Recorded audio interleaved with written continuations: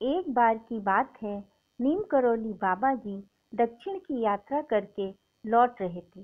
दक्षिण की यात्रा से लौटते हुए किसी स्टेशन से आगे रात के समय नीम करौली बाबा जी ने श्री सिद्धि माँ से पूछा, माँ रामायण सुनेगी? तभी नीम करौली बाबा जी ने ट्रेन की खिड़की खोल दी। तभी अचानक से रामचरितमानस के उत्तरकांड का पाठ सुनाई देने लगा। उत्तरकांड का पाठ जहाँ कहीं भी हो रहा था, उसकी आवाज़ मधुर स्वर में आ रही थी। ट्रेन की खिड़की के बाहर केवल अंधेरा था और ट्रेन अपनी रफ्तार से चली जा रही थी। ट्रेन जहाँ भी जाती, रामायण की आवाज़ उतनी ही स्पष्ट सुनाई देती थी। ऐसा लग रहा था कि जैसे रामायण का पाठ कहीं आसपास में हो रहा हो। फिर कुछ देर के बाद नीम करौली बाबा जी ने ट्रेन की खिड़की बंद कर दी और आवाज़ आनी भी बंद हो गई। ट्रेन जब बहुत आगे निकल आई तो नीम करौली बाबा जी ने एक बार फिर से खिड़की खोली।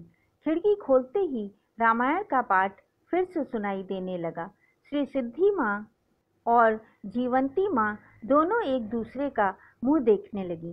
तभी नीम करौली बाबा जी ने एक बार फिर से ट्रेन की खिड़की बंद कर दी और रामायण का पाठ सुनाई देना बंद हो गया।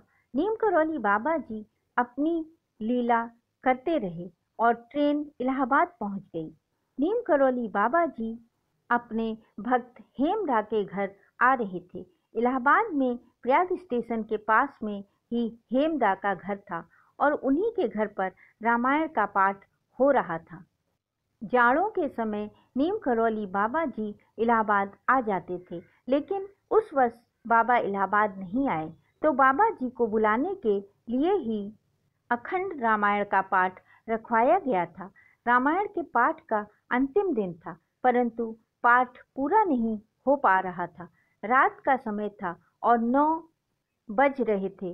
फिर जैसे ही पाठ पूरा हुआ और प्रसाद बंटने लगा, तभी नीम करौली बाबा जी सिद्धि माँ और भक्तों के साथ हेमदा के घर पर आ गए।